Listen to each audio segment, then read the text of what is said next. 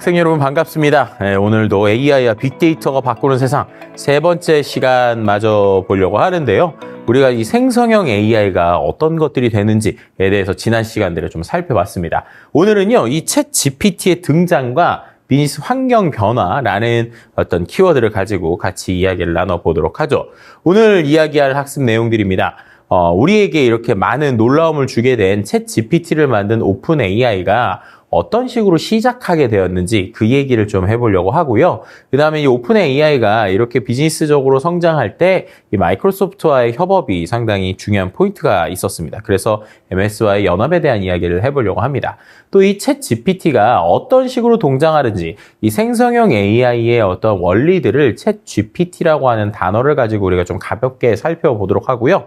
마지막으로 생성형 AI는 어떻게 비즈니스를 확장하는가라는 것을 보면서 우리가 이 생성형 AI를 통해서 할 수 있는 것들, 또 만약에 창업을 하거나 내가 어떤 비즈니스를 한다면 어떤 식으로 연계할 수 있을지 이야기도 한번 해보도록 하겠습니다. 그래서 오늘의 학습 목표인데요. 챗 GPT를 만든 오픈 AI의 설립 과정에 대해서 우리가 좀 살펴보도록 하고요. 챗 GPT의 작동 원리를 이해하고 발전 과정을 우리가 좀 설명할 수 있도록 가볍게 살펴보도록 하겠습니다. 또 챗 GPT의 생성형 인공지능이 어떤 식으로 비즈니스에 확장되고 있는지 이런 얘기 좀 해보려고 하고요. 생성형 AI 시대의 비즈니스 모델에 대해서 함께 살펴보도록 하겠습니다. 자, 그러면 본격적으로 오늘도 수업을 시작해 보도록 하겠습니다. 네, 첫 번째 챕터로서 오픈 AI의 시작과 챗 GPT에 대한 이야기를 좀 해보려고 합니다. 모든 것은 시작이 있죠. 이 오픈 AI도 처음에 많은 사람들이 어떤 의도를 가지고 만든 회사겠죠. 근데 이 오픈 AI는 좀 특이한 설립에 대한 이력이 있습니다. 그래서 그 얘기를 좀 해보면서 어떻게 해서 우리에게 이렇게 챗 GPT가 다가오게 됐는지 한번 살펴보도록 하죠. 오픈 AI는요, 참 특이한 회사입니다. 비영리 단체에서 시작을 했고요. 지금은 마이크로소프트와 함께 엄청난 매출을 올리는 성장하는 기업으로 바뀌었죠. 왜 어떻게 이 챗 GPT를 만든 오픈 AI가 비영리 단체에서 시작했을까라고 아마 궁금하신 분들도 있을 겁니다. 그래서 이 오픈 AI의 등장 배경에 대해서 좀 이야기를 해보려고 해요. 실제로 보시게 되면은 우리가 2019년에 저 아이콘이 보이죠? 구글의 아이콘이 보이고 2020년에 GPT-3라고 하는 오픈 AI의 로고거든요. 그래서 오픈 AI가 만든 언어 모델이 나옵니다. 그 이후에도 보면은 쭉 이렇게 연도별로 살펴봤을 때 초창기에 분명히 구글이 어느 정도의 선점을 하고 있었잖아요. 근데 그런 부분에 있어서 생각을 해보면 그럼 구글이 먼저 했는데 오픈 AI보다는 이 구글이 더 잘 나가야 되는 거 아닌가 생각을 하지만 우리가 생각해보면 지금 이 오픈 AI 챗 GPT가 뭐 GPT-4, GPT-4o, 그 다음 버전까지 계속 만들면서 지금 사람들에게 상당히 뜨겁게 관심을 갖고 있잖아요. 이게 왜 그런가에 대해서 또 추가적으로 좀 이야기를 해보도록 하겠습니다. 원래는 이 생성형 AI의 원조라고 할 수 있는 게 구글이라고 볼 수 있을 것 같아요. 왜냐하면 구글이 만든 Attention is all you need라고 하는 이 논문이 있습니다. 그 논문을 2017년에 발표하면서 이 자연어 처리 분야에서 그동안 없었던 혁신적인 방법을 제시하거든요. 저 부분에서 지금 왼쪽에 있는 게 트랜스포머 모델에 대한 핵심 알고리즘이라고 보시면 될 것 같습니다. 저 핵심 알고리즘을 기반으로 해서 수많은 생성형 AI들이 하나하나 등장하게 되는 거죠. 그러니까 저 때까지만 해도 당연히 구글이 모든 시장을 잡고 있었고 또 흥미로운 거는 저 논문 자체를 거의 오픈소스 형태로 공개했다는 겁니다. 자, 저게 어떤 의미일까요? 누구나 저 논문에 있는 핵심 내용들을 가지고 서비스를 만들 수 있게 한 것이죠. 왜 그렇게까지 구글이 자신들의 연구 성과를 오픈했었을까요? 그때는요, 구글이 그들의 생각에서는 아무리 다른 데들이 우리처럼 하더라도 우리만큼 하지 못한다라는 어떠한 개념을 가지고 있었다는 겁니다. 그래서 그때 좀 흥미로웠던 게 구글이 수많은 연구 결과들을 오픈소스로 공개했는데 그게 일종의 마케팅 전략으로 활용이 됐다라는 거예요. 왜냐? 그때까지만 하더라도 구글이 가지고 있는 엄청난 인프라나 클라우드 시스템들을 다른 데가 따라갈 수 없던 수준이죠. 데이터 역시 마찬가지죠. 구글이라고 하는 검색 데이터라고 하는 것들이 자신들이 가지고 있다고 생각을 하니까 그 두 개를 활용해서 어떻게 되는 거예요? 다른 사람들에게 이 오픈소스 형태의 모델을 주고 연구는 열심히 하는데 결국에는 우리가 하다 보니까 결국 구글 거 써야 되네라는 것들을 느끼게 하는 정도의 수준이었다는 거죠. 그만큼 2017년에 이 Attention is all you need라고 하는 논문은 많은 사람들에게 영향을 주고 지금도 아주 많이 이제 인용되고 있는 논문이다라고 말씀을 드릴 수 있을 것 같아요. 자, 그럼 그런 관점에서 오픈 AI라고 하는 회사는 어떻게 생기게 됐고 또 어떻게 움직이고 있었는지 그 얘기를 좀 해보려고 합니다. 이 오픈 AI의 시작에서는요, 우리가 IT계에서 빼놓을 수 없는 인물 중에 한 명이죠. 바로 일론 머스크가 들어가게 됩니다. 실제로 알파고 같은 AI가 계속 구글에서 등장하는 모습을 보게 됐을 때 오픈 AI가 어떤 생각을 한 거냐면요. 구글이 지금의 모습으로 계속적으로 진화하게 되면 결국에는 AI라고 하는 것이 한 기업에게 종속되겠구나라는 생각을 한 거예요. 그래서 일론 머스크가 어떤 생각을 하냐면 특정 기업의 인공지능의 독점을 방지하고 우리가 함께 쓸 수 있는 어떤 AI를 만들자라는 취지에서 오픈 AI라는 걸 만들게 됩니다. 그러면서 어떻게 되는 거예요? 이거를 그런 상황이기 때문에 비영리 단체로 만든 거죠. 자, 그러면서 같이 하는 공동 창업자들을 구하는데 그 공동 창업자 중에 한 명이 우리가 지금 잘 알고 있는 오픈 AI의 대표인 샘 올트먼이 나오게 됩니다. 이 오픈 AI의 대표인 샘 올트먼은 스타트업 투자나 성장 구조를 이제 전 세계적으로 이제 최초로 어떻게 보면 이렇게 설립한 Y 컴비네이터의 대표이기도 했죠. 정확하게 말하면 이 사람이 Y 컴비네이터를 세운 건 아니고요. 폴 그레이머라고 하는 사람이 Y 컴비네이터를 만든 다음에 그 다음에 이걸 샘 올트먼에게 물려준 거예요. 그래서 실제로 샘 올트먼도 그 전에 주커버그와 비슷한 창업자였고 그리고 창업자로서 계속적으로 입지를 좀 다지고 있다가 실제로 이 회사의 대표가 된 것이죠. 근데 이게 왜 중요하냐? 샘 올트먼은 상당히 비즈니스적인 관점과 아이디어를 가지고 있었다는 겁니다. 그래서 이 샘 올트먼의 일화 중에 가장 유명한 것 중에 하나가 바로 이 에어비앤비에 대한 투자인데요. 실제로 에어비앤비 창업가가 이 에어비앤비에 대한 사업 계획서를 가져가면서 이거에 대해서 우리가 한 연간 375억 정도의 매출을 낼 수 있을 것 같습니다. 라는 얘기를 했어요. 근데 그 얘기를 들은 샘 올트먼은 어떤 얘기를 하냐면 375억이 아니라 뒤에다가 0을 최소 3개를 붙인 37조 5천억짜리 정도의 밸류나 가치를 만들어야 된다라는 얘기를 한 거예요. 그러면서 이제 이 에어비앤비에 대해서 이 샘 올트먼이 한 얘기가 상당히 흥미로운데 375억 정도의 숫자로는 이 투자자들이 관심을 갖지 않는 숫자다라고 얘기를 했고요. 그뿐만 아니라 37조 5천억 정도 돼야 너가 실제 너의 목숨을 걸고 할 정도의 숫자이다라는 얘기를 한 거죠. 그리고 우리가 다 알다시피 실제로 에어비앤비는 이 정도의 성공을 거두고 있다라는 겁니다.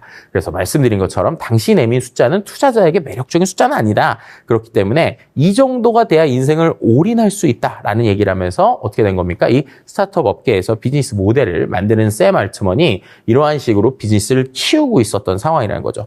그리고 이 두 사람, 그러니까 일론 머스크와 그리고 샘 올트먼이 만나서 오픈 AI라고 하는 것이 시작이 되는 것입니다. 네, 그러면 이렇게 두 사람만 있는 게 아니라 어떻게 보면은 이 실리콘밸리에서 가장 주목받는 두 사람이 모였으니까 그 다음에 정말로 드림팀이라고 할 수 있는 멤버들이 엄청나게 많이 모이게 되는데요. 예를 들면은 알파고의 개발에 좀 핵심을 가지고 있었던 구글의 개발자들이라든지 AI 알고리즘 전문가들이 모이게 되는데 그 중에서 이제 가장 좀 이슈가 되고 그 다음에도 언론에서 주목받은 게 일리아 수스케버라고 하는 사람도 합류하게 됩니다. 이 사람 같은 경우는 거의 구글의 모든 AI의 거의 아버지격이라고 할 수 있는 사람이로 정말 핵심적인 어떤 기술들을 가지고 있고요. 개인적으로 볼 때는 최근에 저희 세대에서는 가장 천재 중에 한 명이 아닐까라고 생각하는 사람인데 그 사람 역시도 구글에 있다가 이 오픈 AI로 왜 가게 되느냐? 그때 이제 일론 머스크가 이런 얘기를 한 거예요. 언제까지 한 회사를 위해서 일할 것이냐? 우리가 AI의 전반적인 사회적 합의나 모두가 쓸 수 있는 AI를 만들자라고 하는 관점을 가지고 이제 이 일리아 수스케버가 합류하게 됩니다. 이런 식으로 엄청나게 드림팀을 만들게 되고요. 그 다음에 이들이 GPT-1부터 시작해서 GPT-2 이러한 계속 AI에 대한 어떤 서비스들을 만들어 가고 있었던 상황이죠. 자, 그런데 이 상황에서 이제 오픈 AI랑 마이크로소프트가 연합을 하게 되는 일이 생겨요. 왜 그랬느냐? 바로 일론 머스크가 갑자기 이 회사에서 빠지게 되면서부터입니다. 실은 이제 인공지능 기반의 자율주행 테슬라의 CEO가 바로 일론 머스크잖아요. 그러니까 일론 머스크가 이사직에 사임하게 되는 이유가 생기는데요. 여러 가지 논란들이 있었어요. 뭐 예를 들면 첫 번째로 테슬라 주주들이 이런 생각을 한 거죠. 야, 오픈 AI면 모든 걸 다 열어주는 거 아니냐? 그러면은 우리 테슬라에 대한 인공지능에 대한 것도 너 열어줄 거냐? 라고 하는 이 식의 어떠한 예행들에 대한 좀 태클을 걸었고요. 어떻게 보면은 이제 테슬라에 좀 더 집중하라고 이렇게 얘기를 한 거죠. 두 번째는 일론 머스크에 대해서 연구 조직에 대한 의심이 있었다는 겁니다. 왜냐하면은 거기에 워낙 천재들이 많고 똑똑한 사람들이 비영리 형태로 하니까 일론 머스크에게 오히려 당신이 이거 당신의 어떤 사리사욕을 채우기 위해서 이 연구 단체 만든 거 아니냐 이런 식의 좀 논란이 있었고요. 그 다음에 이제 후일담으로 전해지는 거는 이 일론 머스크하고 그 다음에 샘 얼트만 역시도 약간의 트러블이 있었다고 합니다. 그래서인지 일론 머스크가 이제 나가게 되는 상황이 돼요. 자, 그럼 그 상황에서 어쨌든 소위 말해서 돈을 대줄 수 있는 일론 머스크가 이제 나가게 되니까 그럼 오픈 AI가 연구를 할 때 아무래도 좀 여러 가지 한계들이 있겠죠. 그 상황에서 좀 돈이 필요한 상황이었다고 생각을 하시면 될 것 같습니다. 그때 손을 내민 게 누구냐? 바로 마이크로소프트입니다. 처음에 GPT-3를 만들 때는요, 특별히 대가를 바라지 않는 투자를 했어요. 금액은 1조. 대략 한 환율을 1,400원 정도로 쳤을 때 1조 4천억 정도라고 보시면 될 것 같아요. 그 정도의 큰 금액을 어떻게 보면 마이크로소프트가 투자를 해준 거죠. 그러니까 어떻게 되는 거예요? 오픈 AI가 그것을 기반으로 해서 GPT-3 진화된 모델을 만들기 시작을 하는 겁니다. 자, 계속 생각해보면 그 상황에서 실제로 투자를 받았잖아요. 근데 그 금액으로도 모자랐어요. 그래서 그 다음에 어떻게 되느냐? 마이크로소프트가 한 번 더 투자를 해주는데요. 그 투자 금액을 다 합치면 대략 한 14조 원 정도 이상의 투자를 해주게 됩니다. 엄청난 금액이죠. 그런데 이제 그 두 번째 투자 때부터는 어떻게 되느냐? 그 투자금에 대해서 어느 정도 회수할 수 있는 그림들이 만들어지는 거예요. 그러니까 자연스럽게 어떻게 되는 거냐? 오픈 AI가요. 예전에는 모든 것을 다 열고 그 안에서 공공의 형태의 비영리 단체의 형태를 만들었잖아요. 그런데 어떻게 됩니까? 투자금을 많이 받고 그 안에서 여러 가지 자신들만의 핵심 알고리즘들이 있어야 되다 보니까 예전과 다르게 어떠한 연구 결과들에 대해서 완벽하게 오픈하지 않고 조금씩 닫기 시작을 합니다. 그래서 closed AI라고 하는 비판을 좀 받게 되는 상황이었다고 보시면 될 것 같아요. 말씀드린 것처럼 마이크로소프트가 추가적으로 투자를 해주는데 이때는 이제 조건이 달리게 되죠. 어떤 조건이냐? 생성형 인공지능의 인프라, 그러니까는 이 챗 GPT를 사용하는 모든 인프라를 마이크로소프트의 클라우드에서만 사용하는 이러한 조건을 맺게 되는 거죠. 마이크로소프트가 애저라고 하는 클라우드를 가지고 있죠. 보통 우리가 이 클라우드 서비스에서 가장 강자는 아마존의 AWS인데 마이크로소프트의 애저와 이렇게 계약을 하게 되는 거예요. 그럼 어떻게 되는 거예요? 우리가 챗 GPT를 쓸 때 혹은 기업들, 다른 기업들이 챗 GPT의 API를 활용하려고 할 때 이 모든 게 다 이 마이크로소프트의 이 클라우드 기반에서만 움직여야 되는 상황이었다는 것이죠. 자, 그러면 어떻게 되는 거예요? 클라우드가 빅테크 기업의 중요한 비즈니스잖아요. 예를 들면은 빅테크뿐만 아니라 최근에는 기업들이 다 모든 사업, 어떤 회사의 인프라를 꾸릴 때 외부 클라우드를 활용하죠. 그래서 뭐 아마존이라든지 마이크로소프트라든지 구글 이런 클라우드를 자주 활용하게 되는데요.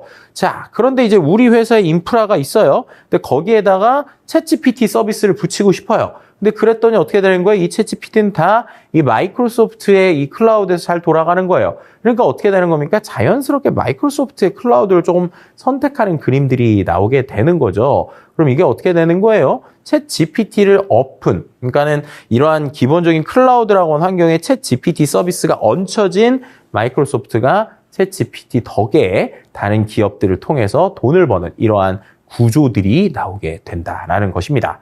그래서 말씀드린 것처럼 고객들은 결국 마이크로소프트의 클라우드를 사용하게 되고요. 가져온 데이터와 자사 소스를 합쳐서 뭔가 챗GPT가 제대로 돌아가게 하려면 아무래도 클라우드가 좀 하나로 통일돼야 되다 보니까 자연스럽게 마이크로소프트의 애저 서비스를 많이 쓰게 되는 구조다라고 말씀드리면 될 것 같습니다. 자, 이렇게 되니까 자연스럽게 마이크로소프트는 다른 기업들 통해서 투자금도 이렇게 회수할 수 있는 이런 그림을 만든 것이죠. 자, 이렇게 됐을 때 실제로 어떻게 됐느냐? 전략적인 계산을 통해서 오픈 AI와 손을 잡은 마이크로소프트가 점유율을 증가시키는 모습을 보여줍니다. 자, 우리가 알고 있는 1등 클라우드가 아마존이거든요. 아마존은 조금씩 비슷하게 내려가는 약간 내려가요. 그죠? 그리고 어떻게 됩니까? 다른 데들은 이렇게 좀 전반적으로 내려가는데 이 다른, 그러니까는 우리가 말하는 이 큰 빅테크 기업 외의 것들이 클라우드가 좀 떨어지고 그 떨어지는 걸 누가 받아요? 마이크로소프트가 보시는 것처럼 쭉 받아서 올라가는 모습을 보여줍니다. 결국에는 이렇게 돼서 어떻게 되는 거예요? 마이크로소프트 입장에서는 우리가 소위 말하는 손 안 대고 코 푼 격이다 뭐 이렇게 표현을 하잖아요. 그런데 어쨌든 투자금을 넣어서 그 투자금에 의해서 자연스럽게 사람들이 클라우드를 마이크로소프트 거로 오는 이런 뒷단의 비즈니스의 배경도 있다라고도 말씀드릴 수 있을 것 같습니다. 자, 이렇게 이 오픈 AI가 클로스드 AI가 되니까 어떤 이슈가 생기냐면요. 실은 이 오픈 AI가 말씀드린 것처럼 비영리 단체로 모두를 위해서 열려있는 상태였잖아요. 그러니까 다른 기업들도 자발적으로 이 오픈 AI의 취지에 동감하면서 무료로 데이터를 제공하거나 혹은 자신이 가지고 있는 정보들을 오픈 AI에 제공해주는 형태들이 왕왕 있었습니다. 근데 그 다음에 이제 어떻게 된 거예요? 지금 이제 봤더니 이제 기업의 형태로 다가가고 있는 거죠. 그래서 마이크로소프트와 협업을 하고 또 그 안에서 클라우드로 돈을 내고 사용하는 구조가 되니까 그럼 이제 이 부분에서 어떻게 되는 거예요? 아니, 나는 좋은 공공의 영역에 사용이 되는 회사인 줄 알고 내 데이터들을 줬는데 이걸로 학습시킨 게 돈을 받네? 그러면 나도 돈 줘! 라고 이제 데이터를 제공한 사람들이 이제 나오게 되는 거죠. 그러니까 그 안에서 사용한 저작권에 대한 지불 필요성이 대두되기도 하고 또 이러한 오픈소스 관련자들의 노력에 대한 보상을 요구하는 이러한 문제들도 조금씩 생기게 됩니다. 그러니까 이미 최근에 나오는 AI와 관련된 여러 가지 저작권 이슈가 이미 초창기부터 좀 있었던 상황이죠.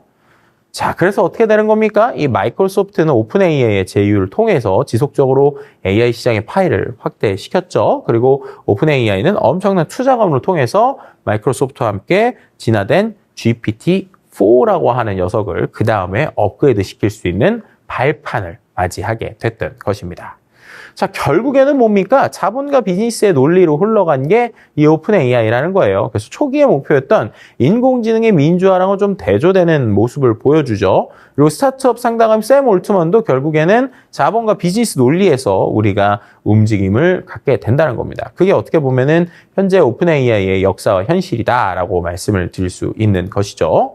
자, 그러다 보니까, 이제 여러분들이 뭐 2023년, 2024년에 여러 가지 뉴스들을 좀 보시게 되면 그 안에서 이런 이야기들도 있었죠. 실제로 말씀드렸던 천재 개발자였던 일리아 수스케버가 이른바 쿠데타를 엽니다. 그래서 어떤 쿠데타를 여느냐? 이 비영리 단체를 갖고 있었던 오픈 AI 좀 구조가 특이해요. 그래서 대표였던 샘 올트먼이 자신들의 의결권을 가지고 있지 않았습니다. 회사에 대한 의결권을요. 그래서 어떻게 됐냐? 의결권을 가진 사람들이 오히려 협업을 해서 그 안에서 샘 올트먼을 회사에서 쫓아내는 일이 생기게 돼요. 그래서 쫓겨난 거죠. 오픈 AI라는 회사의 대표가. 근데 그걸 이제 주도한 사람이 일리아 수스케버라고 하는 아까 말씀드렸던 거의 천재 개발자 이 사람이었습니다. 왜냐하면 이 사람은 얘기한 대로 이 오픈 AI를 어떠한 우리가 모두 다 같이 활용하는 이러한 공공의 영역 혹은 이 안에서 비영리 단체로 만들고 싶었는데 이러한 영리 단체의 형태를 갖게 되는 것을 보면서 이것은 아니다라고 하면서 이 샘 알트먼을 어떻게 보면은 축출시킨 거죠.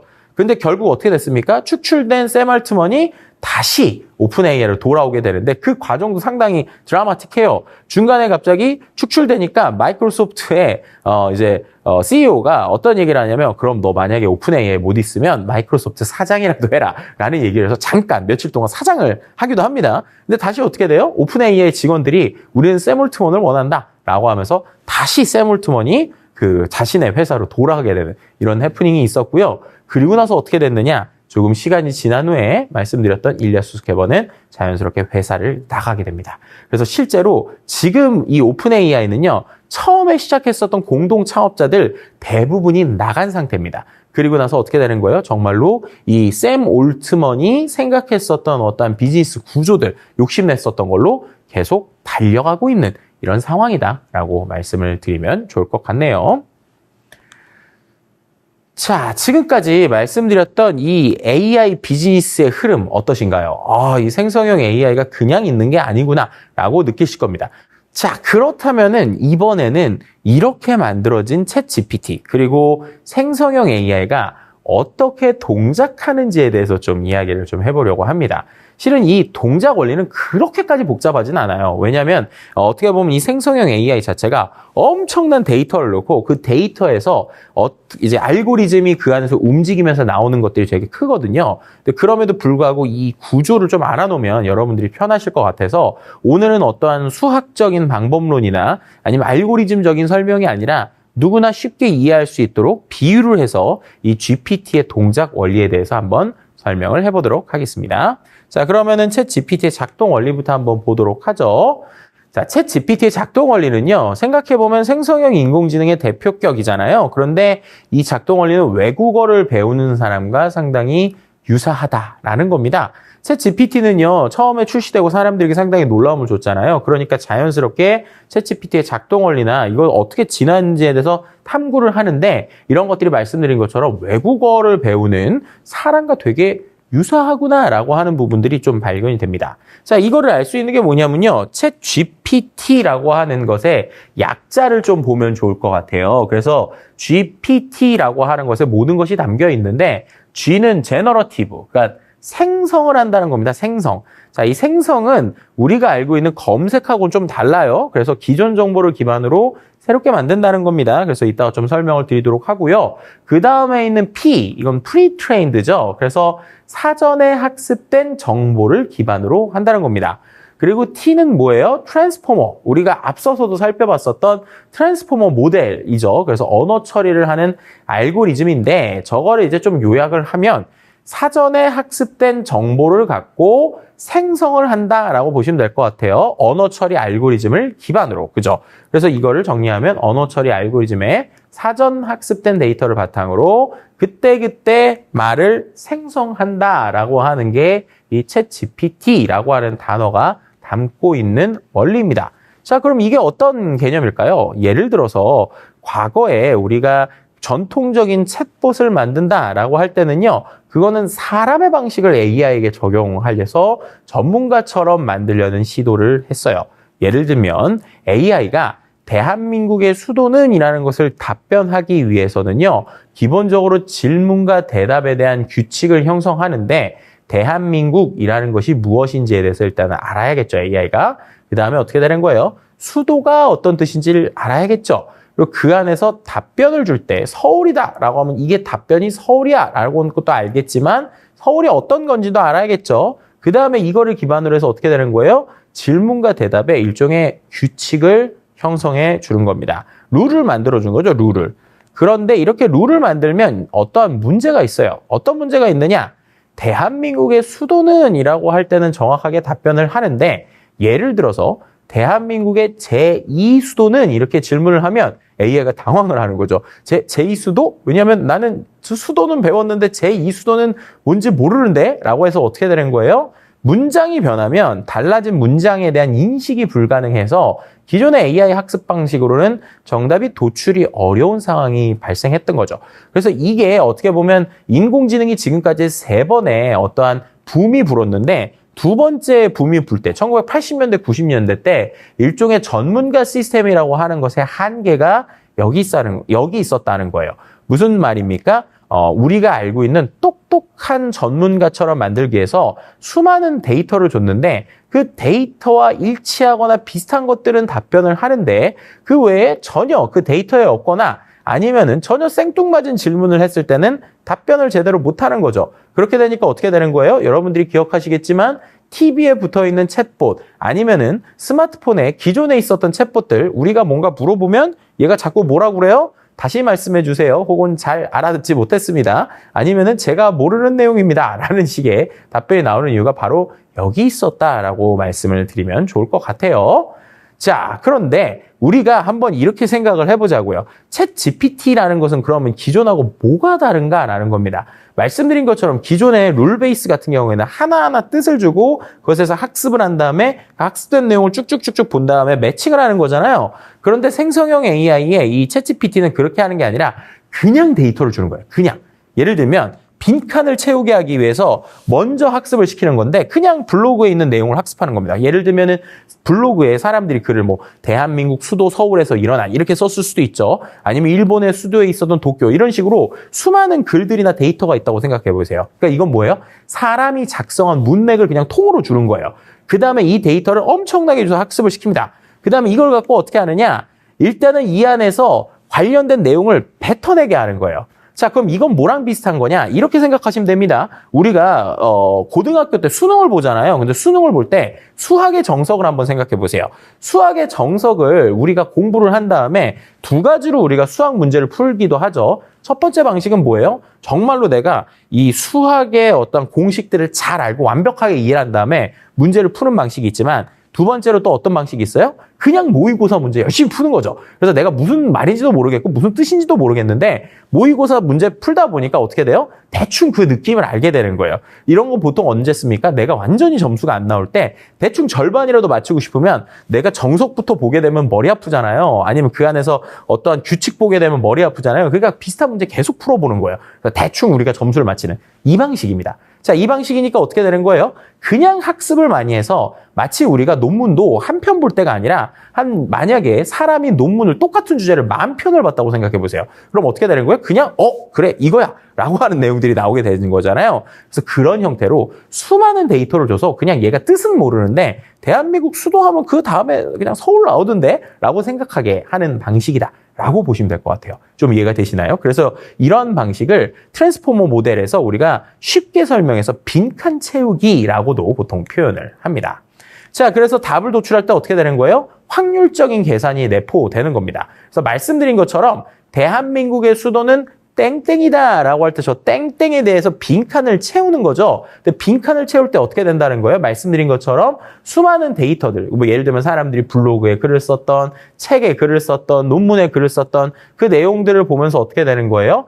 보통 대한민국 수도라는 말 다음에 확률적으로 많이 나오는 게 서울이구나 라는 걸 생각해서 자기가 그냥 서울이라고 채우는 겁니다. 그러니까 이건 뭐예요? 아까 말씀드린 것처럼 앞서서 있었던 기존의 챗봇 원리는 얘가 정확하게 그 내용을 알고 거기에다가 정확한 정답을 주는 방식으로 치면 이거는 그냥 그런가 하고 그냥 그러려니 하고 우리가 느낌대로 마치 찍는 것처럼 느낌대로 내용을 넣어주는 방식이다 라고 설명을 드리면 될 것 같습니다. 그래서 어떻게 된다는 거예요? 아까 말씀드린 것처럼 우리가 챗 GPT한테 뭔가 글을 쓰잖아요. 챗 GPT 같은 경우에는 지금의 구조가 우리가 내용을 쓰면 알려줘의 형태이지만 챗 GPT 전에 그러니까 GPT-3나 GPT-2 같은 경우에는 어떤 식이었냐면 정말로 끝말잇기 같은 형태 뭐 예를 들면 빈칸 채우기 그 다음 말 잇기 형태의 구조였어요. 그래서 예를 들면 제가 오늘 식당에 가서 치고 엔터를 치면 그 다음 뒤에 말을 얘가 연결해주는 형태였습니다. 그러니까 어떻게 되는 거예요? 그 다음에 나올 만한 말들을 자기가 가지고 있는 데이터에서 계속 확률상으로 붙이는 형태다라고 하는 것이죠. 자, 근데 이게 어떻게 생각하면 인간의 언어학습 논리랑 상당히 유사한 부분이 있어요. 예를 들면 우리가 영어를 배운다라고 하면은 영어를 보통 어떤 방식으로 배우죠? 뭐 예를 들면은 예전에 정말 예전에 영어 공부하신 분들은 이 초록색 책 성문 영어라고 하는 게 있습니다. 아마도 수업 들으시는 분들 중에 몇 분은 아실 수도 있을 것 같은데 그 성문 영어 책에는요 수많은 문법이 있어요. 예를 들면 뭐 비동사, 삼형식, 사형식 이런 것들이 있거든요. 근데 우리가 문법을 공부한다고 해서 그 다음에 외국인이 내 앞에 섰을 때 자, 외국인과 대화를 해봐. 그러면 어떻게 됩니까? 잘 대화가 안 되죠. 그러니까 이제 그렇게 공부하신 분들이 다 어떻게 됐어요? 아들을 혹은 딸을 아주 조기 유학으로 외국에 보냅니다.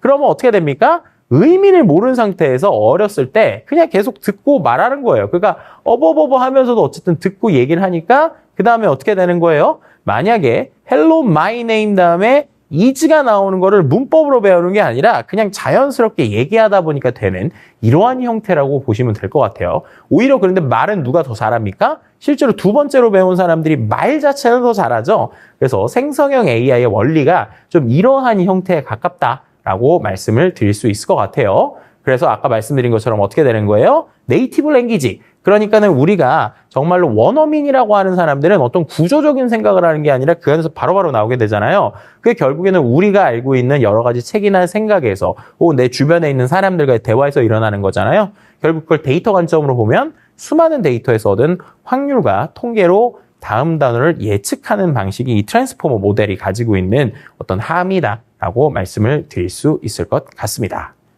자, 이렇게 인간의 언어를 배우는 거랑 비슷한 이 GPT지만 가장 큰 차이가 하나 있습니다. 뭐냐? 인간은요, 아주 작은 데이터만으로도 이렇게 꽤 그럴싸하게 말을 잘하잖아요. 그런데 AI는 인간에 비하면 엄청나게 비효율적이에요. 그래서 정말 수많은 데이터를 줘야 그게 될까 말까이거든요. 그래서 중요한 것 중에 하나가 데이터량이 얼마큼 크냐라는 겁니다. 그리고 이 데이터를 처리하는 능력도 어떻게 되냐가 중요한데요. 이른바 매개 변수라고 하는 게 그래서 중요해지는 거예요. 그래서 오픈 AI가 GPT-2의 연구 성과를 바탕으로 2020년에 매개 변수 사이즈를 확 늘린 GPT-3라고 하는 녀석을 공개하게 됩니다. 자, 보시는 것처럼 실제로 매개 변수가 엄청나게 110배 이상 증가하는 모습을 보여주게 되죠. 그래서 GPT-3는 이 매개 변수가 1750억 개 정도 되고요. 학습 데이터 역시도 책 7000권 사이즈에서 인터넷 크롤링을 해서 인터넷에 있는 데이터들까지 모이게 되는 엄청 큰 구조가 되는 것이죠. 자, 그래서 GPT-3가 챗 GPT로 될 때 GPT 3.5가 이제 챗 GPT의 처음 시작이거든요. 구조는 동일한데 그 안에서 이제 이따가도 설명드릴 RLHF, 인간 피드백이라는 걸 하는 겁니다. 그래서 일단은 데이터량을 엄청나게 주고 그 안에서 처리할 수 있는 능력은 2020년에 만들어졌고 그것을 조금 다듬은 버전이 2022년에 나온 챗 GPT 3.5다 이렇게 말씀드릴 수 있는 것이죠.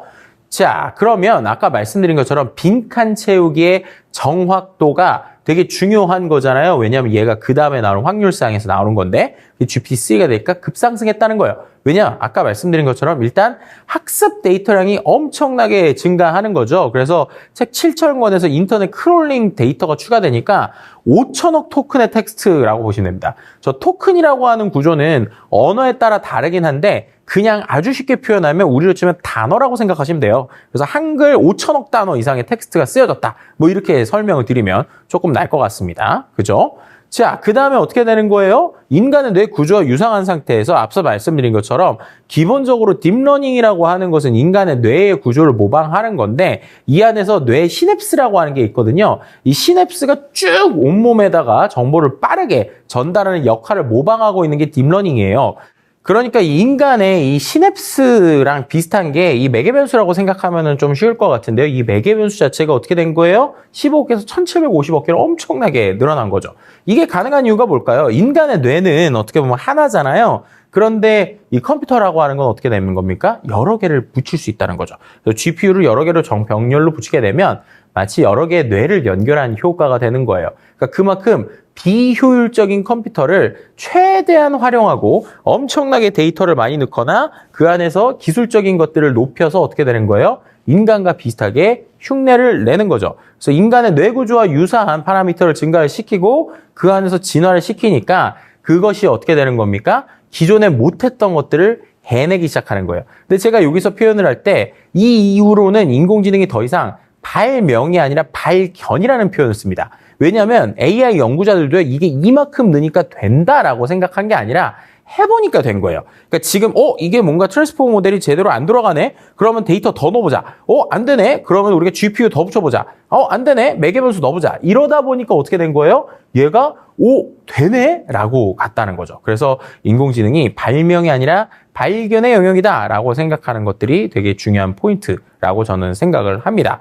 자, 그 다음에 이 안에서 인공지능이 학습한 거에 사람이 학습에 대한 가이드를 주니까 어떻게 된 거예요? 얘가 좀 더 길들여지고 똑똑해지는 모습을 보여주게 되는데 이때 적용하는 키워드가 바로 RLHF라는 겁니다. 자, 이건 언제 나온다고요? 챗 GPT, 그러니까는 GPT 3.5가 GPT-3랑 다른 게 아까 말씀드린 대로 인간의 지능이 들어가는 인간이 길들여지는 이 RLHF라고 하는 것이 함께 들어갔다라는 거죠. 그럼 이 RLHF가 뭘까요?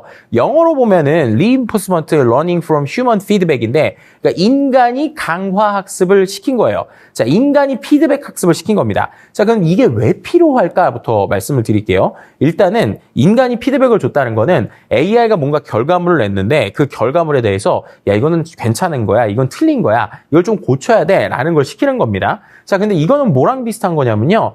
예를 들면 이런 겁니다. 영어를 엄청나게 잘하는 외국인이 있어요. 근데 그 외국인이 우리나라에 들어오자마자 만약에 수능 영어를 본다. 잘 볼까요?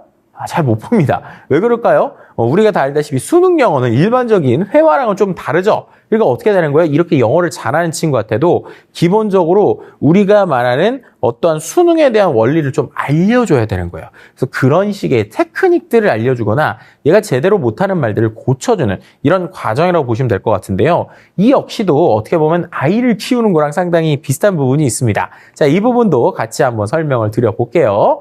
자, 일단은 RLHF가 필요한 이유 말씀을 드렸어요. GPT가 뭔가 대답을 하기 위해서나 이러한 부분에서 사람의 가이드들이 필요했다라는 겁니다. 그래서 RLHF를 통해서 만들어진 GPT 3.5가 우리에게 챗 GPT라는 녀석으로 보여지게 되죠.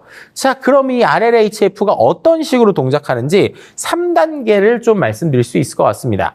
자, 첫 번째는요, 대화 세트를 만들고, 두 번째는 사람이 등수를 매기고, 세 번째는 강화학습이 적용되는 프로세스인데요. 저거를 말씀드린 것처럼 아이에 좀 비유를 해볼게요. 예를 들면 아마 이제 혹시나 우리 학생분들 중에서 아이를 키우신 분들이 있다면 아마 공감을 하실 건데요.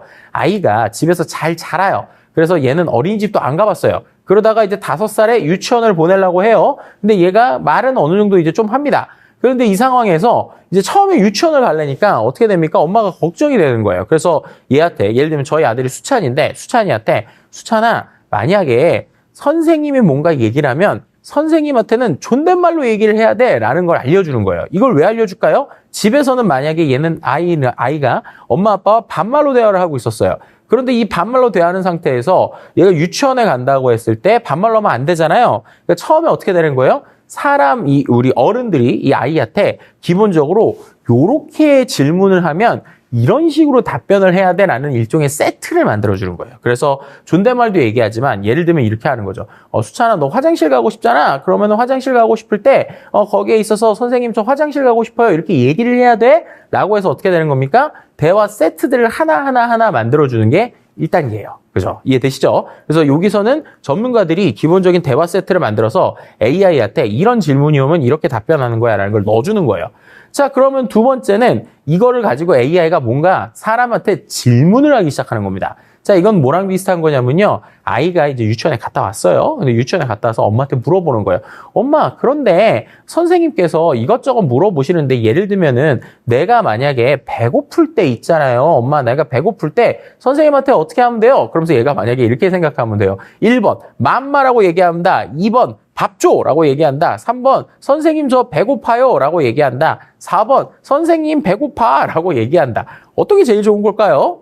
예를 들면은 선생님 저 배고파요가 제일 좋다라고 생각하면 엄마가 어떻게 하는 거예요? 너 그 중에서 선생님한테 너 배고프면 선생님 배고파요 하는 거야. 그리고 정말 안 되겠으면 밥 이렇게 하고 얘기를 해야 돼. 라고 어떻게 하는 겁니까? 등수를 매겨주는 거예요. 자, 그럼 2단계는 어떻게 되는 거냐? 챗 GPT가 자기가 뭔가를 내용을 이제 사람들에게 질문을 하는 거예요. 그러니까 검수하는 사람들한테 내가 이렇게 질문이 나오면 답변을 어떻게 하면 됩니까? 라고 해서 얘가 사지던사처럼 내용을 주면 그 안에서 어떻게 되는 거예요? 사람이 제일 괜찮은 것들의 우선순위를 잡아주는 거예요.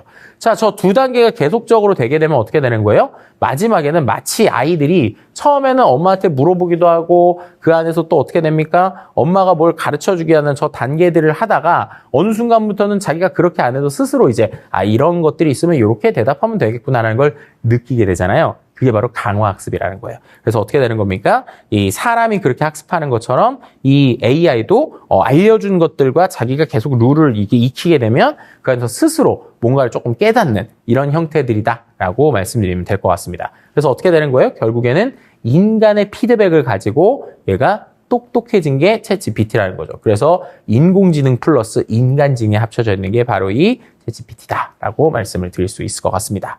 자, 그 상황에서 한 번 더 똑똑해진 게 바로 GPT-4 그리고 GPT-4.5라는 녀석으로 진화하게 되죠.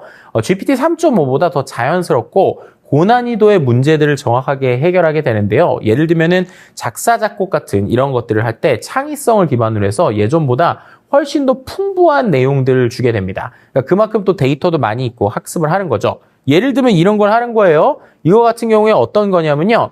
A부터 Z, 그러니까 A부터 Z를 활용해서 신데렐라 스토리를 한번 만들어봐라고 얘한테 시킨 거예요. GPT한테. GPT-4한테. 그랬더니 얘가 어떻게 됩니까? A beautiful Cinderella drawing only finally 막 이렇게 해서 어떻게 되는 거예요? 마치 우리가 랩 잘하는 사람들이 라임 맞히듯이 A, B, C, D, E, F, G 이걸 다 써가지고 어떻게 되는 겁니까? 신데렐라 스토리를 이렇게 딱 요약을 하는 거예요. 와, 이런 거는 사람도 하기 어려운 부분인데 AI는 어떻게 되는 거예요? 확률적으로 계속 붙이니까 그 안에서 비슷하고 의미 있는 단어들 쭉쭉쭉쭉 뽑아가지고 이렇게 만든 모습을 볼 수 있습니다. 자, 말씀드린 이 내용이죠. 그래서 A부터 Z까지 해서 이렇게 만들고 이런 식으로 이제 번역을 하면 뭐 이런 식의 흐름이 된다라고 말씀드릴 수 있을 것 같아요. 자, 그 다음에 또 GPT-4부터 바뀐 게 뭐냐? 멀티모달이 가능해졌다는 겁니다. 자, 이 멀티모달이라고 하는 거는요. 멀티미디어 생각하시면 쉬워요. 그래서 하나의 입력이 아니라 다양한 형태의 입력을 받은 생성형 인공지능이 그것을 이해하고 결과를 낸다는 겁니다. 자, 이게 무슨 말이에요? 예전엔 글자만 이해했는데 지금은 이미지를 줄 수도 있고요. 또 그 다음에 음성 대화가 되는 여러 가지의 것들을 우리가 인풋으로 이 챗GPT한테 줄 수 있다는 거예요. 그리고 챗GPT는 그걸 갖고 어떻게 하는 거예요? 그림 내용을 해석하거나 아니면 그걸 기반으로 대화할 수 있게 되는 구조로 진화했다라는 겁니다. 예를 들면 이런 거예요. 요 이미지를 주고 나서요. 이걸로 뭘 만들 수 있는가라고 물어봤을 때 실제로 거기에 있는 결과물이 보시면 팬케이크든 뭐 크레페든 뭐 프렌치 토스트든 이런 걸 만들 수 있다고 얘기하잖아요. 근데 생각해 보시면 저 이미지 안에 우유가 약간 잘려 있잖아요. 근데 이게 사람이 직관적으로 보면 저게 우유가 들었구나라고 인지할 수 있지만 기존에 있었던 AI는 이런 게 안 됐어요. 왜냐면 우리가 말하는 우유가 정확한 그림이 나오지 않으면 안 됐던 거예요. 근데 이런 것들을 어떻게 되는 거예요? 우유, 밀가루, 계란, 달걀 그리고 이런 것들에 대해서 얘가 정확하게 인지를 한 다음에 그걸 갖고 만들 수 있는 요소들을 이렇게 얘기를 한다라는 겁니다. 그래서 말씀드린 것처럼 다양한 옵션이 있습니다 라고 하면서 팬케이크나 여러 가지 것들을 이렇게 인지하는 형태이고 그 외에도 가능성이 무궁무진합니다 라고 얘기를 하니까 와, 이 AI가 똑똑해졌네 라고 이제 우리가 느끼게 됐던 거죠. 그 다음에 이제 이런 것들이 중요한데 얘가 단순히 그냥 내용을 보고 분석하는 게 아니라 추론이 가능하다라고 하는 것들도 이제 사람들에게 아주 화제가 됐었어요. 실제로 이제 GPT-4가 오픈됐을 때 이게 저는 이제 가장 놀라운 부분 중에 하나였는데요. 이게 뭐냐면 자, 이 사진을 주고 나서 얘한테 어떻게 하는 거냐면 자, 이 사진에서 여기 끈을 끊으면 어떻게 될까라고 물어본 거예요. 그랬더니 얘가 어떻게 되는 거예요? 풍선들이 날아갈 거예요 라고 얘기를 하는 겁니다.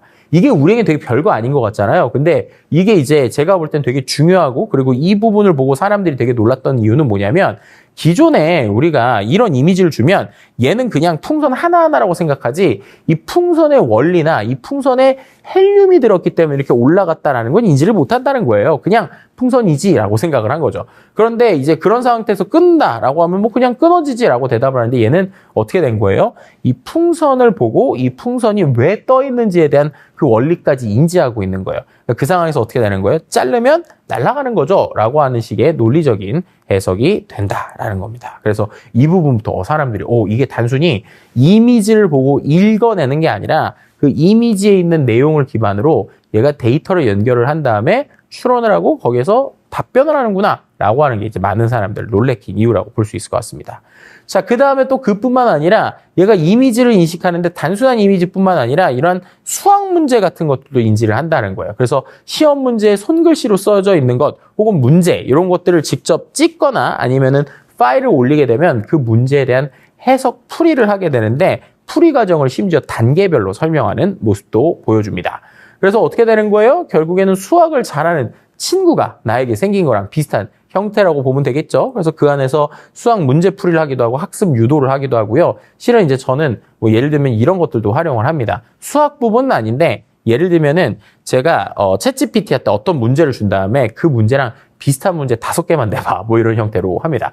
물론 여러분들의 중간고사는 제가 챗GPT로 내지는 않습니다. 어쨌든 뭐 그런 거죠. 그래서 이런 식으로 수학 잘하는 친구가 생긴 효과를 얻기도 하는 것이죠. 자, 근데 이게 왜 중요하냐면요. 기존에 우리가 시스템이 바뀌거나 서비스가 업그레이드 되는 거는 그래도 어느 정도의 긴 기간이 필요했었잖아요. 예를 들면 구글이요. 텍스트 검색 다음에 이미지 검색이 나왔거든요. 근데 그 이미지 검색을 오픈할 때까지 3년이 소요됐어요. 그러니까 글자를 쓰는 거에서 멀티모달로 가는데 3년이 소요됐다는 거예요. 그런데 챗 GPT는요. 놀랍게도 GPT 3.5가 출시된 다음에 이미지 인식하는 GPT-4가 나올 때까지 단 3개월밖에 걸리지 않았다는 겁니다. 3년이 소요되는 게 3개월이 걸렸으니까 이게 얼마나 빠르게 진화하고 있는지 우리가 느낄 수 있죠. 자, 그리고 따서 어떻게 되는 거예요? 입력할 수 있는 글자 수도 엄청나게 증가를 했어요. 이게 무슨 말이냐? 한 번에 넣을 수 있는 토큰 값이 증가했다는 건데요. 예를 들면 25,000단어가 된다는 건 우리가 50페이지 분량의 PDF 파일 같은 거 이런 거 올려주고 그 내용 갖고 분석해봐 라고 하면 얘가 내용을 분석을 해서 대화를 할 수 있다라는 거예요. 그래서 이런 것들을 기반으로 하니까 어떻게 되는 겁니까? 게임 체인저가 되는 겁니다. 왜냐하면은 문서를 요약하거나 보험이 약간 좀 두꺼운 것들, 최근에는 50페이지 이상도 인지를 하거든요. 이런 것들을 상품 설명서들 GPT에 입력하면 어떻게 되는 거예요? 이거에 대해서 관련된 내용들을 정리하거나 요약할 수 있으니까 이런 부분을 우리가 비즈니스적으로 활용할 수 있겠구나라는 생각이 들기도 하죠.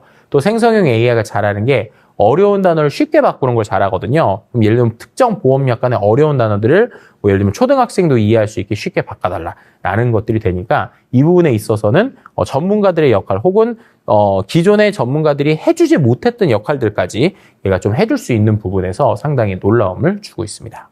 그쵸? 자, 그 다음에 이제 GPT-4가 되면서 일종의 안전성과 일관성을 좀 높이려는 행동들이 나오게 됐어요. 왜냐하면은 챗GPT 3.5 같은 경우에는 우리가 조금만 튜닝하면 욕을 하거나 아니면 잘못된 정보들을 뽑아낼 때가 많았거든요. 근데 그런 것들에 대한 문제가 계속적으로 나오니까 어떻게 되는 거예요? 이 GPT-4 같은 경우에는 실제로 이 문제들을 해결할 수 있는 길들이기를 많이 한 거죠. 왜 길들이기를 했을까요? 그래야 회사에서 제대로 쓸 수 있잖아요. 자, 그 결과를 보여주기 위해서인지 GPT-4가 처음에 오픈될 때 함께 비즈니스 케이스로 나온 게 바로 모건 스탠리의 챗봇 이야기입니다. 모건 스탠리는 우리가 다 알고 있는 전 세계적인 금융회사이죠. 근데 이 회사가 어떻게 된 거예요? 수많은 본인의 회사에 있는 문서들을 표준화해가지고 그거를 챗 GPT한테 넣은 겁니다. 근데 이거는 우리가 모두 다 쓰는 챗 GPT는 아니고요. 당연히 기업용 서비스죠. 기업용 내부 챗봇을 만들어서 어떻게 되는 거예요? 사람들이 궁금해하는 회사에 관련된 다양한 내용들을 이 챗봇이 바로바로 답변할 수 있게 만들어준 구조다라고 설명을 드릴 수 있을 것 같습니다. 자, 실제로 이렇게 움직이는 형태인데요. 예를 들면 사람들이 궁금한 내용들을 치게 되면 그 내용들을 얘가 자기가 가지고 있는 데이터에 기반해서 답변해주는 구조이죠. 자, 이렇게 되면은 사람에게 뭐가 좋을까요? 제 표현으로 치면은 진짜 그 회사를 처음에 개국한 개국공신 이사님한테 아주 자잘한 질문까지 매일매일 우리가 질문할 수 있는 거죠. 그렇게 되면 어떻게 되는 거예요? 회사에 대해서 정보를 인지할 수도 있지만 그걸 통해서 우리가 비즈니스에 대한 아이디어를 얻을 수 있는 이러한 것들도 함께 된다는 게 특징이라고 보시면 되겠죠.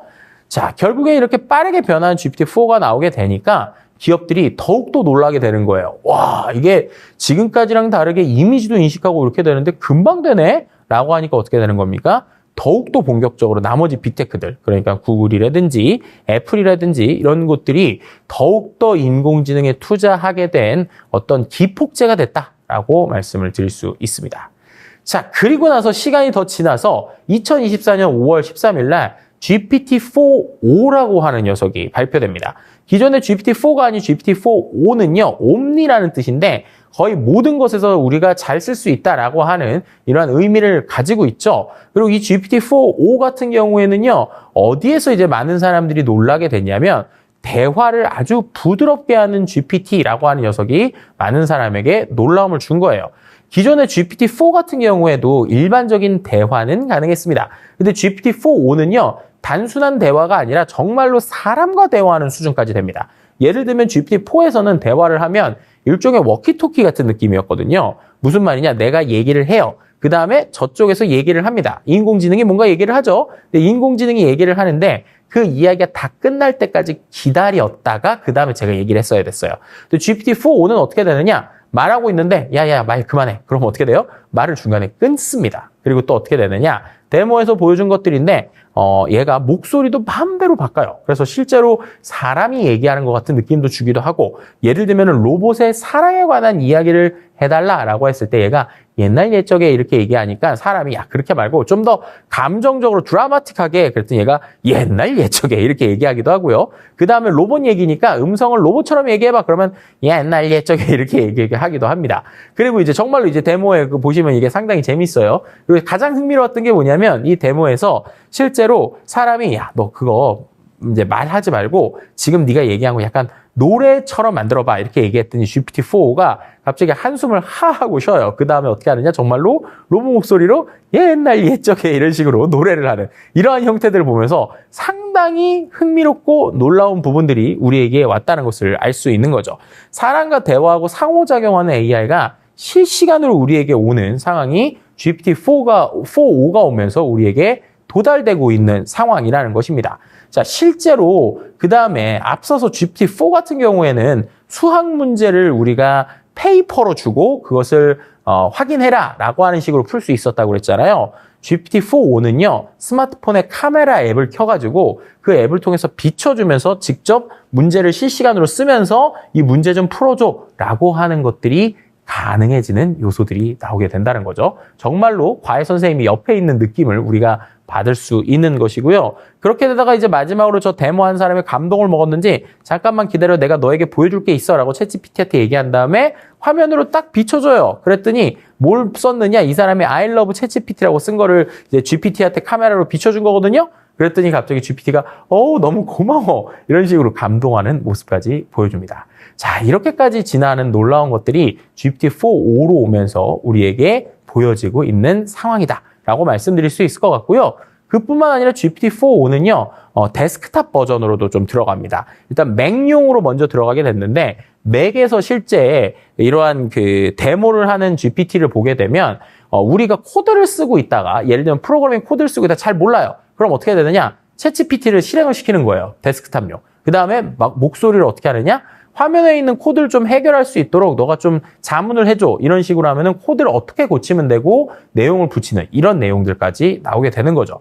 그뿐만 아니라 화면 캡처나 스크롤이 가능하니까 단순한 한 화면뿐만 아니라 전체적인 거를 GPT한테 주면서 그 안에서 대화하는 정말로 내 옆에서 코딩 도우미가 있는 형태라고 보시면 될 것 같습니다.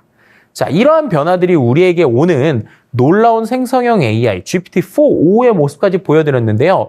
자, 그렇다면 이러한 생성형 AI가 실제로 비즈니스가 어떻게 확장되고 있는지 이 이야기를 한번 계속해서 해보도록 하죠. 네, 그 챗GPT의 비즈니스 확장에 대해서 이야기를 하는 이유는요. 챗GPT가 일단 돈이 많이 들기 때문입니다. 학습과 운영 시에 비용이 정말로 많이 들어요. 왜냐하면 글을 생산하기 때문에 검색한 것을 가져오는 게 아니라 어떻게 되는 거예요? 그때그때 계산을 하고 새로운 것을 계속 만들어낸다는 거죠. 앞서서도 검색과 생성이 좀 다르다고 설명을 드렸는데 여기서 좀 추가적으로 말씀을 드리면 일반적으로 우리가 네이버 같은 데 하는 것들은 검색이잖아요. 자, 검색이라는 행위는 어떤 건가요? 우리가 내용을 치면 그 내용에 비슷하다. 아니면 그 내용과 거의 우리가 추천해주면 좋을 것 같다라는 컨텐츠를 갖다 주는 게 검색이죠. 자, 그러면은 검색의 결과들은 쭉 나오잖아요. 그럼 그 결과들은 그때 AI가 그걸 쓴 건가요? 아니면 사람이 미리 써놓은 건가요? 네, 사람이 미리 써놓은 거죠. 미리 써놓은 것들 중에 어떻게 되는 거예요? 사람들이 많이 눌러봤거나 그 글과 유사하거나 그 내용에 비슷한 정답에 가깝다고 생각하는 것들을 이 검색 엔진의 알고리즘이 어떻게 해주는 거예요? 위로 올려주는 거죠. 그래서 이거는 정답이라고 보기는 어렵지만 사회적 합의에 의해서 정답에 가까운 것들을 위에 올려주고 우리가 눌러서 내용을 보는 겁니다. 그죠? 그런데 생성은 달라요. 생성은 검색과 다르게 제가 뭔가 질문을 하면 그때그때 글을 만드는 거예요. 그러다 보니까 이 생성의 특징이 어떤 것들이 있느냐? 제가 챗GPT한테 똑같은 걸 여러 번 물어보잖아요? 답변이 계속 달라집니다. 왜냐면 조금씩 그때그때 생성을 하기 때문이죠.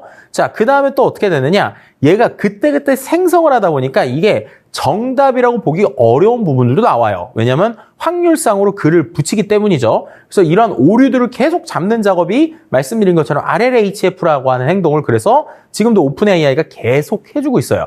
무슨 말이에요? 계속 인건비를 쓰면서 이 AI를 조금 더 똑똑하게 길들여주고 있다는 겁니다.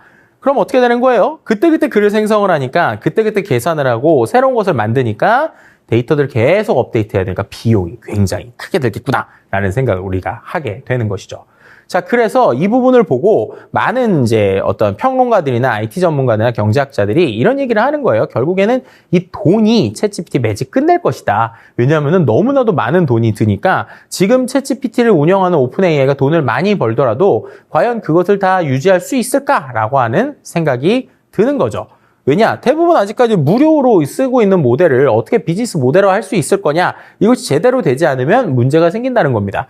그래서 지금 GPT가 어떻게 하고 있어요? 서치 GPT나 다양한 검색 엔진을 확대시키면서 자연스럽게 구글의 지위를 노리는 이러한 전략들을 짜고 있는 것이죠. 왜요? 구글이 생각해보면 구글은 직접적으로 우리에게 돈을 받기보다는 검색에 광고를 붙는 걸로 이걸로 상당한 큰 돈을 벌잖아요. 그래서 생성형 AI도 어떻게 하려는 거예요? 사람들이 거기다가 궁금한 질문을 하면 그것을 단순히 검색하는 결과를 보여주는 게 아니라 제대로 된 답변을 딱 만들어주는 거죠. 그렇게 되면서 어떻게 되는 거예요? 그 안에다 광고를 붙이려는 이러한 모델들이 어떻게 보면은 비즈니스적으로 진화하려는 승부수다라고도 볼 수 있을 것 같습니다. 그런 것들이 제대로 잘 통하게 되면은 이 오픈 AI가 계속적으로 잘 되겠죠. 자, 그런데 지금 비용이 어마어마하게 든다는 거예요. 이것도 2023년 초창기 때 이야기고요. 지금은 더욱더 많이 듭니다. 하루에 클라우드 사용료만 몇십억이 드는 거예요. 그러니까 그 안에서 정말로 우리가 제대로 된 비즈니스를 만들지 않으면 이 오픈 AI는 상당히 비용적인 이슈가 발생할 수밖에 없겠죠. 자, 그렇게 되면서 또 어떻게 됩니까? 변수가 하나 있어요. 앞서서도 제가 오픈소스 얘기를 드렸는데 처음에는 이 오픈 AI가 비영리 단체로 시작할 때는 많은 사람들이 좋은 취지로 자기의 데이터를 줬다고 그랬잖아요. 근데 이제 어떻게 되는 거예요? 영리를 취하니까 그럼 우리 또 돈 줘라고 하는 것들이 늘어납니다. 그 다음에 또 어떻게 되는 거예요? 얘가 수집한 데이터에도 다 저작권 이슈들이 있는 거예요. 그래서 이 저작권법이나 개인정보 보호에 대해서도 비용을 계속적으로 써야 되는 것들도 더 늘어날 수도 있는 게 지금의 생성형 AI다라고 말씀을 드릴 수 있는 거죠. 자, 그러다 보니까 생성형 AI를 만들고 있는 회사들은 대부분 다 수익화를 위해서 여러 가지 노력을 합니다.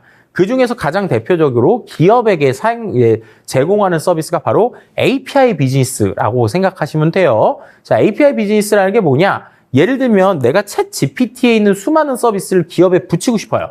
그런데 챗 GPT를 그냥 만들려면 만들 수도 없죠. 아까 보신 것처럼 또 운영비도 어떻게 돼요? 정말 뭐 하루에도 수십억 이상 드는 서비스를 우리 기업에서 쓸 수가 없잖아요. 그래서 어떻게 하는 거냐?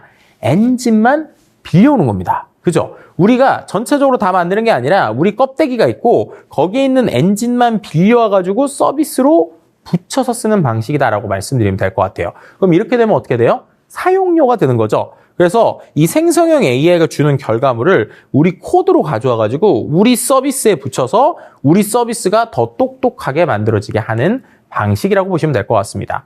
자, 이게 장점이 뭐예요? 챗 GPT는요, 일단은 그 글로벌적인 데이터를 갖고 있잖아요. 그러니까 어떻게 되는 겁니까? 전반적인 얘기를 잘하는데 저같이 개인 혹은 작은 우리의 기업들의 정보를 오히려 세세하게는 잘 모른다라는 단점이 있죠.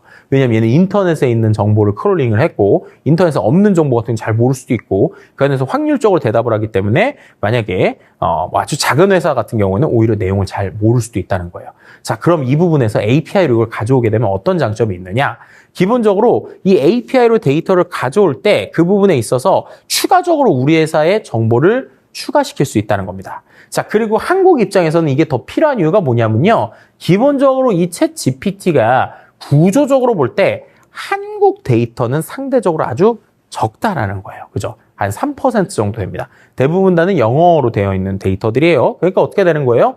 오히려 미국에서 이 작은 기업들보다 한국의 중견 기업을 더 모를 확률이 높겠죠. 그렇기 때문에 우리 입장에서는 참 이런 것들이 고민이 되는 상황이라는 겁니다. 실제로 전 세계에서 웹사이트에서 사용되는 통계를 보게 되면은 실제로 영어로 되어 있는 웹사이트가 55%고 한국어 0.7%거든요. 그러니까 우리가 생각해 보면 기본적으로 웹사이트 자체에 영어 데이터가 많으니까 인터넷을 평균적으로 이제 데이터를 수집을 했을 때 그 안에서 이러한 비율들이 나오게 된다고 생각하시면 돼요. 근데 아무래도 미국에서 만들다 보니까 영어 데이터가 좀 압도적으로 높죠. 웹사이트의 비율로 보니까 뭐 우리나라 데이터가 그래도 상대적으로 3% 정도면 그냥 앞서서 보신 것처럼 3%면 인터넷에 있는 전체보다는 좀 많다라는 생각이 들기도 하네요. 근데 어쨌든 간에 상당히 적은 쪽이죠. 자, 그렇게 되니까 어떻게 되는 거예요? 말을 잘하잖아요. 이 챗GPT는. 근데 잘하는데 우리에 대해서는 잘 몰라요. 그럼 어떻게 하면 될까요? 말 잘하는 녀석을 갖고 온 다음에 우리 회사의 데이터를 붙여주는 거예요. 그 다음에 얘한테 우리 회사의 데이터를 추가적으로 공부를 시키는 겁니다. 자, 이런 것들이 요즘에 뭐 테크닉적으로 RAG 뭐 이런 것들이 좀 많이 나오고 있는데 어떻게 되는 거예요? 얘가 우리 회사에 오는데 우리 회사에 대해서 교육을 한 번 더 시켜주면서 우리 회사에서는 요런 걸 하고 있어 라고 하면은 답변할 때 어떻게 되는 거예요? 답변의 내용에 우리 회사 내용이 합쳐서 잘 나오게 되는 구조가 되겠죠. 그래서 이런 것들을 매끄럽게 만드는 방식들이 API 비즈니스에서 중요한 포인트다라고 라고 말씀드릴 수 있을 것 같습니다. 예를 들면은 건강과 관련돼서 뭐 이런 식으로 질문을 했을 때 잘 답변이 나오게 되는 이유는 뭐예요? 우리가 가지고 있는, 예를 들면 우리가 건강과 관련된 스타트업이다.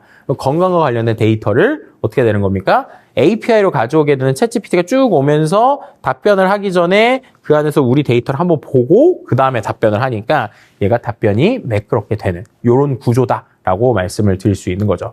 그런데 이제 여기서 중요한 게 있어요. 그럼 그렇게 만들면 우리가 마음껏 쓸 수 있네 라고 생각할 수 있지만 그렇지 않습니다. 왜냐? 개인 사용자 같은 경우에는 챗GPT를 쓸 때 월 정액으로 내거나 혹은 무료로 하시죠. 월 정액으로 쓰면 거의 막 무제한으로 쓰잖아요. 근데 기업용 API는 그렇지 않아요. 얘는 어떻게 되느냐? 대화 건당으로 돈을 받습니다. 자, 이건 뭐랑 비슷하냐? 혹시 기억나시는 분들 있을지 모르겠지만 예전에 700 서비스라고 하는 게 있었어요. 아마도 모르시는 분들이 더 많으실 것 같은데 700 정보 서비스 이래가지고 뭐 그 안에서 우리가 뭐 예를 들면 운세 정보 뭐 이런 걸 본다 그러면 30초당 50원 뭐 이런 식으로 돈을 냈거든요. 자, 이것도 비슷한 겁니다. 대화를 할 때마다 돈을 내는 거예요. 그럼 어떻게 되는 겁니까? 기업 입장에서는 이 대화의 양을 좀 줄이면서 그 안에서 효율적으로 만들거나 반대로 대화에 대해서 돈을 내면서도 그것보다 더 많은 돈을 비즈니스적으로 얻게 돼야 되는 구조이죠. 아까 말씀드린 그 700 서비스가 구조적으로 따져보면 우리가 전화를 합니다. 전화 비용이 들잖아요. 전화 비용은 통신사에 주죠. 근데 그 외에 뭐예요? 그러면은 A라고 하는 사람이 내가 정보 서비스를 전화해서 하려면 당연히 통신사에 돈을 줘야 된단 말이에요. 근데 그 돈을 준 것보다 이상으로 돈을 벌어야 되니까 어떻게 됩니까? 그 안에 운세 서비스라든지 여러 가지 서비스를 추가하게 되는 거죠. 그래서 어떻게 되는 거예요? 일반 전화료보다 돈을 더 받는 구조로 해서 우리가 통신사에 돈을 주더라도 마진이 남을 수 있는 구조를 만드는 거잖아요. 비슷하다고 보시면 될 것 같습니다. 자, 그래서 이 안에서 API 사용량과 기업 마진을 붙인 비즈니스 모델이 나오니까 예를 들면서 아까처럼 건강 챗봇 상담이다 라고 하면 어떻게 되는 거예요? 챗봇을 많이 쓸수록 건당 돈을 내거나 혹은 월 정액제를 만드는 거죠. 예를 들면은 영어 관련된 챗GPT에 활용되어 있는 회사가 있습니다. 그 회사 같은 경우에는 이 영어로 대화하는 기본적인 대화의 구조를 이 챗GPT API를 가져온 거예요. 말씀드린 것처럼 GPT가 영어로도 대화를 잘하잖아요. 실제 사람들의 대화가 되잖아요. 그 기능 자체를 자체적으로 만드는 게 아니라 GPT API를 가져오는 겁니다. 그 다음에 어떻게 해요? 월정액제로 서비스를 만드는 거예요. 그럼 여기서 중요한 게 뭘까요? 예를 들면 내가 월정액제 3만 원짜리를 만들었어요. 근데 어떤 사람이 막 하루에 1000번씩 대화를 해요. 그러면 여기서 마이너스가 날 수가 있잖아요. 그렇기 때문에 이 금액 구조를 잘 짜는 게 되게 중요한 비즈니스라고 볼 수 있을 것 같습니다. 자, 그래서 API 기반의 비즈니스는 챗GPT를 운영하는 오픈 AI에겐 좋은 모델이죠. 왜냐하면 본인들이 만들고 있는 이 모델들을 활용해서 돈을 벌 수 있는 구조니까요.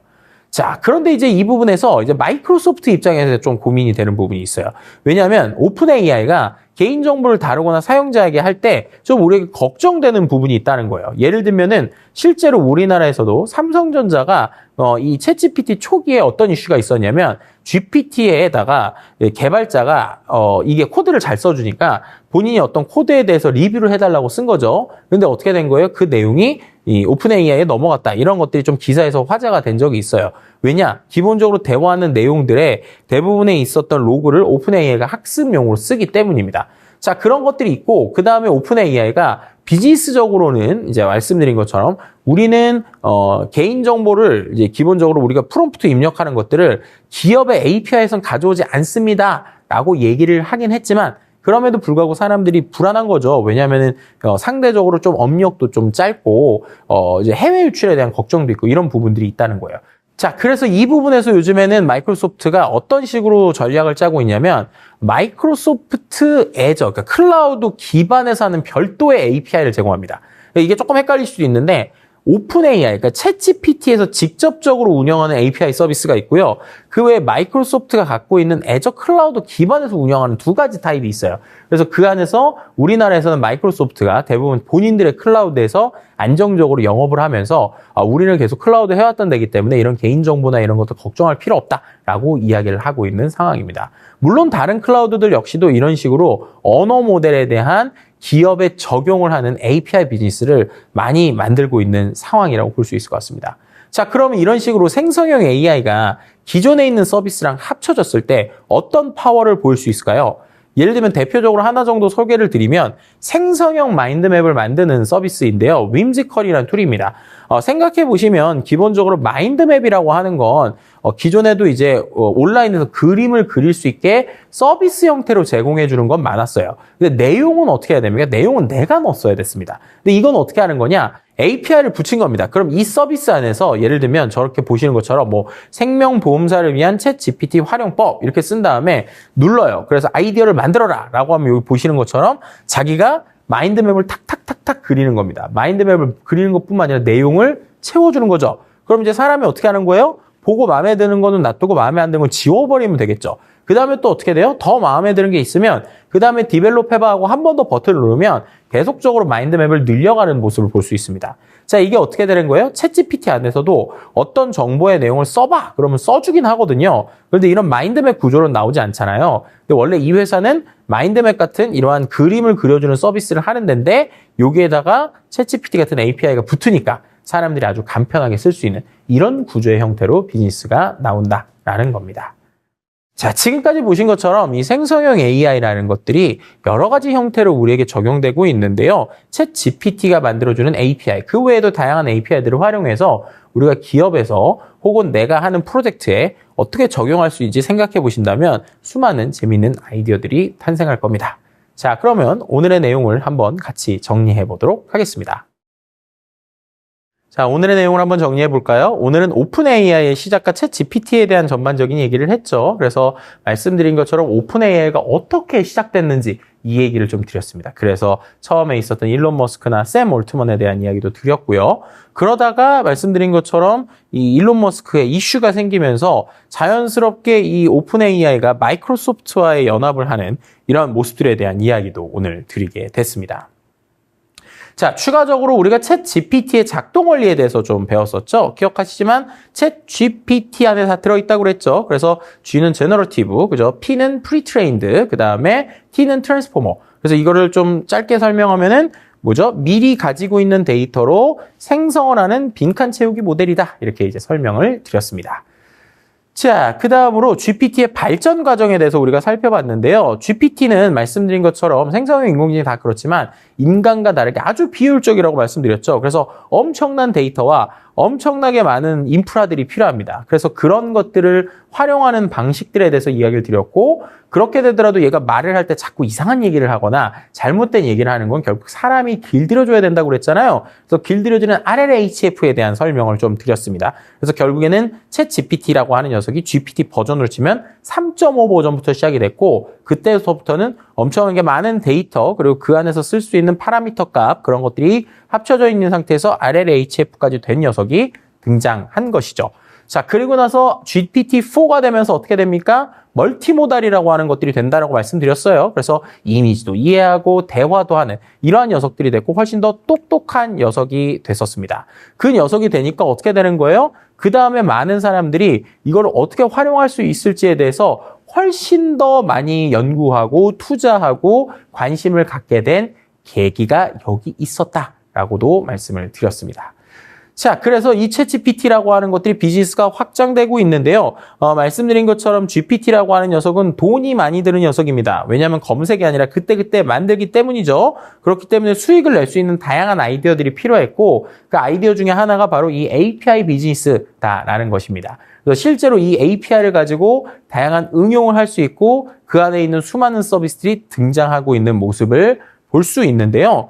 결국에는 이런 API 방식을 통해서 기업이 처음부터 끝까지 다 만드는 것이 아니라 레고 블록 조립하듯이 API를 여러 개를 끼워서 더 나은 서비스를 만들 수 있는 상황이 지금의 상황이라는 거죠. 그래서 스타트업을 운영할 때 혹은 내가 서비스를 만들 때도 최근에는 처음부터 끝까지 내가 만드는 것이 아니라 말씀드린 다양한 API 혹은 노코드, 로코드 툴을 통해 가지고 블록을 맞추듯이 작업을 하는 이런 것들도 많이 생기고 있다라고 말씀드릴 수 있을 것 같습니다.